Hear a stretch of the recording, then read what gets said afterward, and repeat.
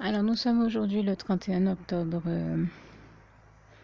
2015 et je tiens à rendre grâce et gloire à Dieu dont j'ai continué à contempler la gloire de manière très intense cette semaine encore, comme nous le rappelle si bien cette réalité du psaume 145, verset 8 à 21 qui nous parle de la réalité de la splendeur glorieuse du règne de l'Éternel, notre merveilleux Dieu d'amour.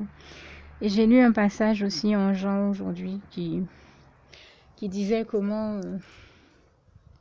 la gloire de Dieu était contemplée déjà même dans les temps anciens, parce que je crois même que c'est un passage qui est dans l'Ancien Testament. Et j'en rends grâce et gloire à Dieu. Et en fait, cette semaine, j'ai contemplé la gloire de Dieu. Vraiment, elle était là comme d'habitude, magnifique, éclatante.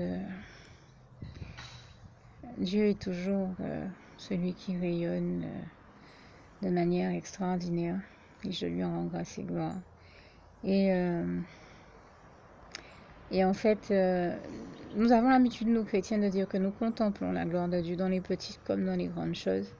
Je peux vous dire que c'est ce que j'ai vécu. Et pour certains, ça peut paraître être une petite chose, mais comme chantait France Gall, c'est peut-être un détail pour vous. Mais pour moi, ça veut dire beaucoup parce que si je ne voyais pas la gloire de Dieu, la présence de Dieu, de Jésus, de son Saint-Esprit dans ma vie, dans les petites comme dans les grandes choses, je ne vois pas comment je ferais. Et dans les petites choses, on a particulièrement besoin de lui.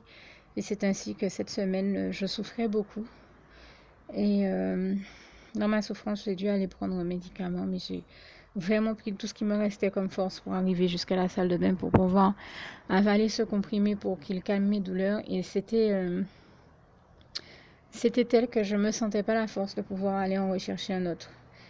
Et ce qui m'est arrivé, c'est que... Et j'ai même prié, je dis, Seigneur, fais que le comprimé ne tombe pas dans le trou du lavabo, puisque c'est quelque chose qui arrive assez fréquemment avec ce type de lavabo. Je ne saurais pas vous expliquer pourquoi. Et ça n'a pas raté, j'ai ouvert le robinet, le comprimé est tombé.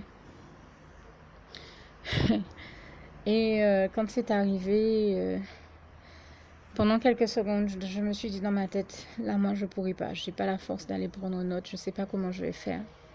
Quand on est seul, souffrant et face à la maladie, il arrive qu'on connaisse comme ça des moments de découragement, mais je rends grâce et gloire à Dieu qui est là pour nous encourager par son Saint-Esprit, pour nous soutenir, qui le fait toujours et qui m'a une fois de plus béni de sa présence et de son assistance. Et quelle qualité d'assistance, vraiment je rends grâce et gloire à Dieu parce que Dieu c'est l'excellence par définition et je le remercie, le glorifie ici de la qualité, de l'excellence de l'assistance dont il me bénit et qu'il m'accorde depuis toujours, qu'il m'a accordé tout au long de ma vie et que j'ai vu encore à l'œuvre. J'ai encore vu Dieu à l'œuvre dans ma vie pour m'assister, en particulier en cette semaine qui a été très très difficile puisqu'en plus d'être malade, j'ai perdu ma petite chienne comme je disais.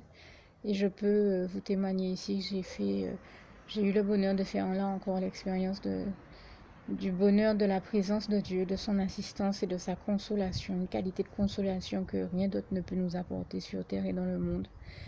Et je tiens à remercier Dieu ici du fond du cœur qui m'a consolé, qui a séché mes larmes et qui en plus m'a guéri et puis m'a béni. Au moment où j'allais laisser tomber, ben Dieu m'a soutenu.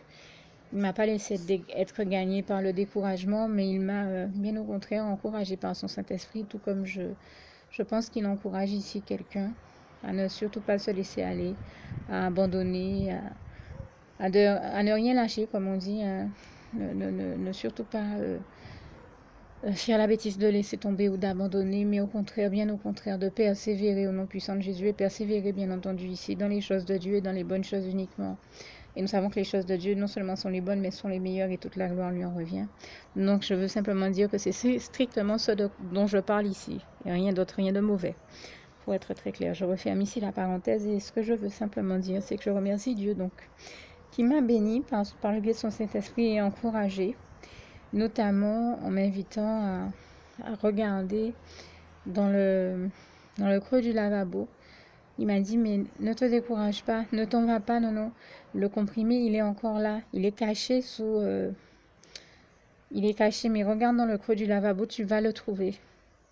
Et vous voyez, il n'y a que le Saint-Esprit qui a pu faire ça. Et toute la gloire lui en revient. Vraiment, je l'en remercie et l'en glorifie. C'est du fond du cœur. Parce que j'étais dans un degré de souffrance. Je ne voulais plus rien entendre. J'étais épuisée. Mais Dieu était là. Et Dieu a réagi. Dieu m'a dit non, non, ne laisse pas tomber. Accroche-toi, je suis avec toi, comme il est écrit en Ésaïe 41, versets 10 à 13. Où Dieu nous dit, je suis ton Dieu, je suis avec toi, je te secours, je te sauve de ma droite triomphante et je lui rends grâce et gloire. Dieu triomphe toujours de tous ceux dont on a besoin de triompher avec lui.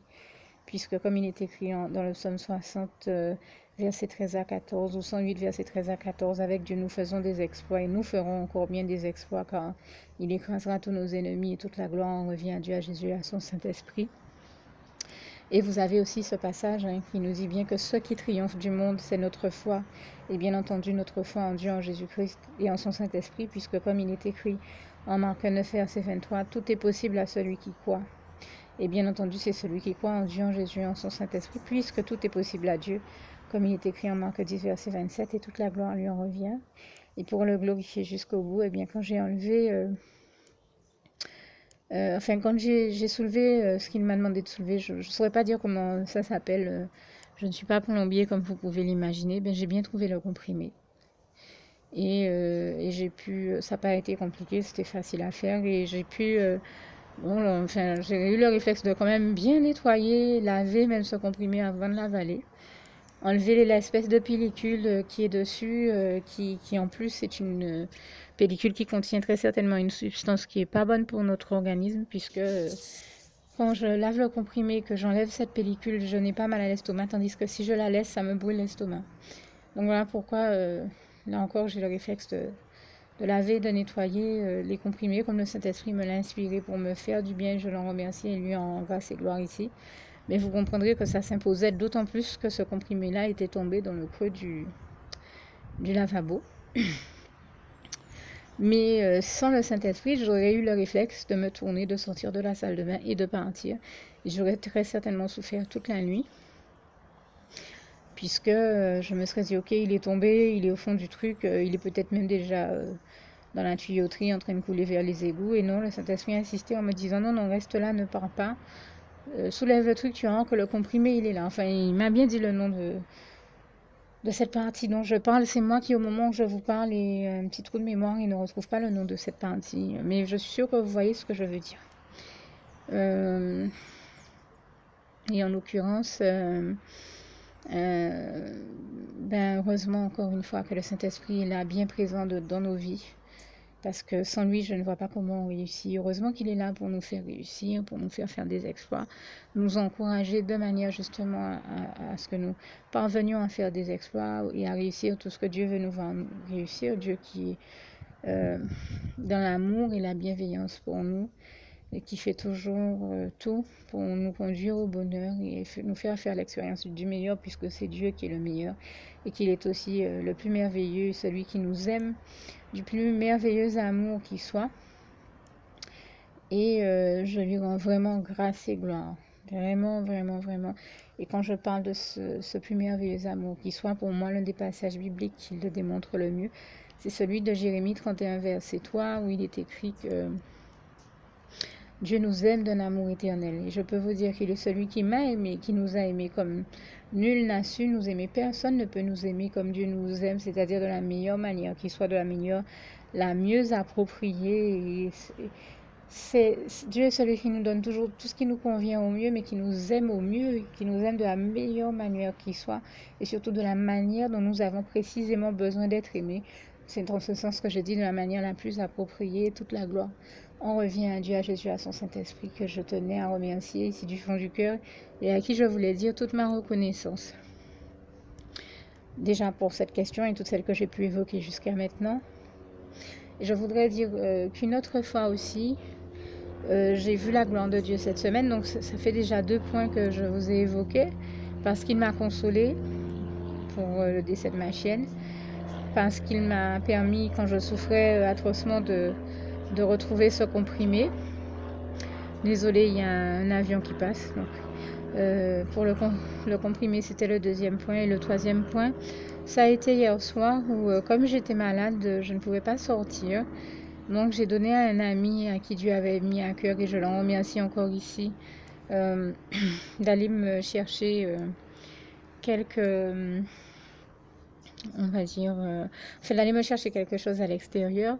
Je lui ai donné un chèque afin qu'il puisse payer ce qu'il allait me chercher. Et au moment de signer le chèque, le Saint-Esprit m'inspire de ne mettre qu'une partie, on va dire nominative, du nom de l'entreprise, mais de ne pas mettre tout l'ordre.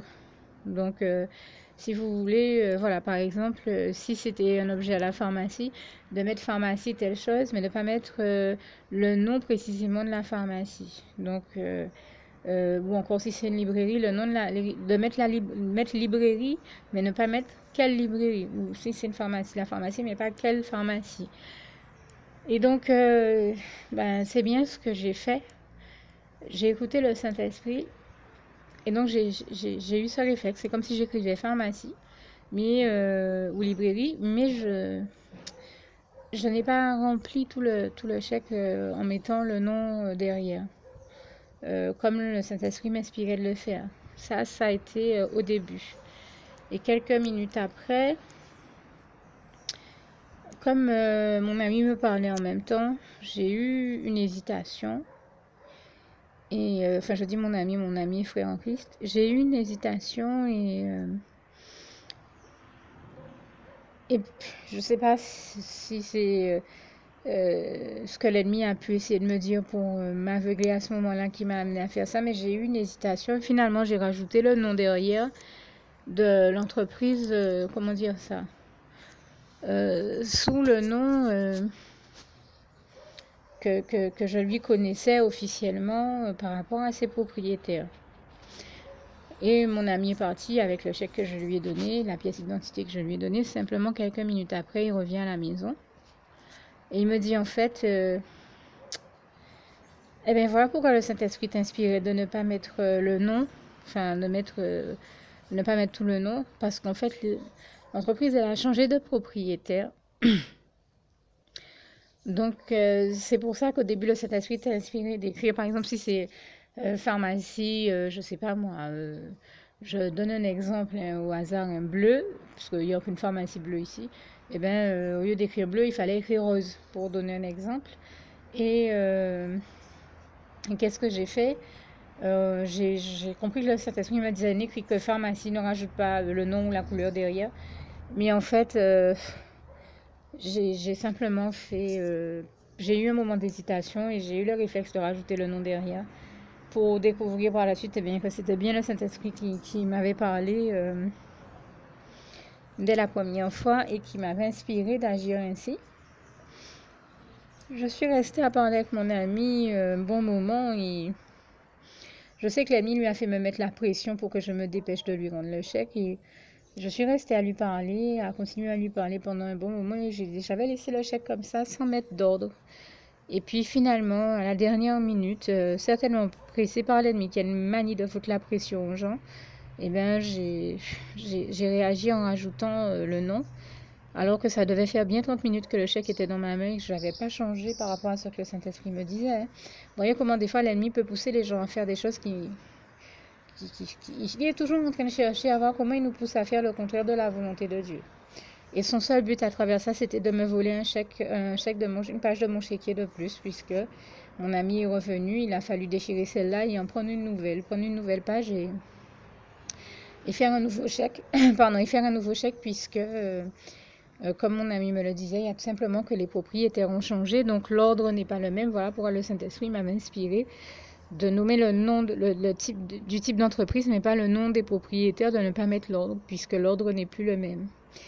Et je dis vraiment, là j'ai vu la gloire du Saint-Esprit dans ça, j'ai trouvé ça vraiment très très beau, parce qu'à mes yeux, ce sont deux exemples, et celui du comprimé dans le lavabo, et cet exemple concernant le chéquier, qui démontre comment le Saint-Esprit est là, nous assiste au quotidien et qu'il est là présent dans tous les détails de nos vies, à chaque seconde de nos vies. Il est là, il nous inspire. Et je tenais à l'en remercier, surtout moi qui suis bien placée pour en parler, puisque pour donner un autre exemple, je suis quelqu'un qui ne cuisinait pas du tout et aujourd'hui le Saint-Esprit m'a inspiré la création de plus de 1000 recettes. Je dis vraiment toute la gloire revient à Dieu, à Jésus, à son Saint-Esprit et il n'y a que le Saint-Esprit qui nous inspire les bonnes et les meilleures choses et toute la gloire lui en revient. Et nous avons tellement besoin de lui dans nos vies aujourd'hui, au quotidien. Parce que sans lui, je ne vois vraiment pas comment on peut s'en sortir. Sans Dieu, sans Jésus, sans son Saint-Esprit, nous ne pouvons rien faire. Mais avec Dieu, nous ferons des exploits. Nous faisons et nous ferons encore bien des exploits. Comme je disais que ce passage du psaume 60 nous le rappelle bien, versets 13 à 14. Et je tenais à en remercier, à en glorifier Dieu, Jésus et son Saint-Esprit ici du fond du cœur. Alors dire une fois de plus tout mon amour et ma reconnaissance. Merci, merveilleux et tendre Père Céleste. Je t'aime et nous t'aimons, nous tous tes enfants. Nous, en honneur et gloire à toi, Seigneur. Merci.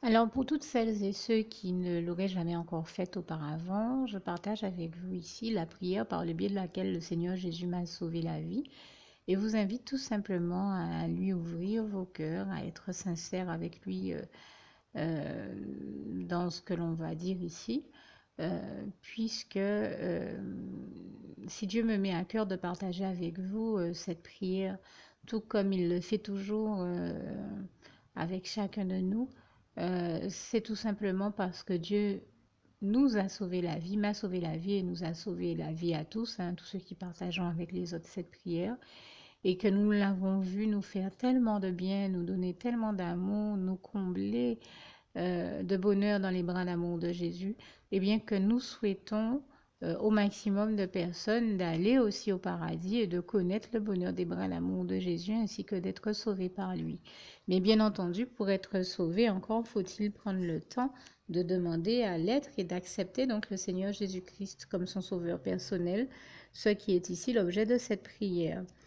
Alors, n'oubliez pas à cet effet qu'il est notamment écrit en Acte 4, verset 12, que Dieu, dans sa grande sagesse, dans sa sagesse infinie, a choisi le Seigneur Jésus-Christ, qu'il l'a mandaté, qu'il a délégué pour être le seul sauveur de toute l'humanité et qu'il n'y a aucun autre nom que celui du Seigneur Jésus-Christ qui nous ait été donné, qui ait été donné à toute l'humanité pour être sauvé. Voilà pourquoi nous avons la certitude qu'en acceptant le Seigneur Jésus comme notre sauveur personnel, nous faisons définitivement le bon choix, d'autant qu'il est également écrit en Jean 14, verset 6, Jésus-Christ est le chemin, la vérité et la vie. Nul ne va au Père Dieu sans passer par le Fils Jésus-Christ. Voilà pourquoi nous devons donc adresser au Seigneur Jésus la prière qui suit. Donc Seigneur Jésus-Christ, n'hésitez pas donc à dire cette prière à haute voix en vous mettant bien entendu dans un lieu où vous savez que vous pouvez prier en toute sérénité. Donc Seigneur Jésus-Christ, je t'accepte aujourd'hui comme mon sauveur personnel, moi un tel, vous dites votre nom et votre prénom. Et je te demande aussi, Seigneur, vraiment de continuer à veiller sur moi et sur ma vie. Je remets d'ailleurs toute ma vie entre tes mains, éternel mon Dieu, Jésus d'amour, Saint-Esprit, puisque tu en es le Créateur. Je remets cette vie entre tes mains, je te la donne puisqu'elle t'appartient, puisque tu l'as créée. Et je te demande de me conduire à toutes les victoires et réussites que tu as prévues pour ma vie. Tout comme je te demande aussi pardon, éternel mon Dieu, Jésus d'amour, Saint-Esprit, pour tous les péchés que j'ai commis tout au long de ma vie, dès le début jusqu'à la date d'aujourd'hui incluse. Pardon aussi, Seigneur Jésus, pour toutes les fois où j'ai fait mal à ton cœur. Et surtout, merci, Seigneur Jésus, quand le bon moment sera venu pour ça, de revenir me chercher pour m'amener avec toi dans tes bras d'amour au paradis où je veux demeurer et continuer à te servir et à t'appartenir pour l'éternité en éternité. Et c'est au nom puissant du Seigneur Jésus-Christ que j'ai fait cette prière. Soyez bénis, vous tous qui avez fait cette prière, que Dieu vous garde et vous bénisse tous.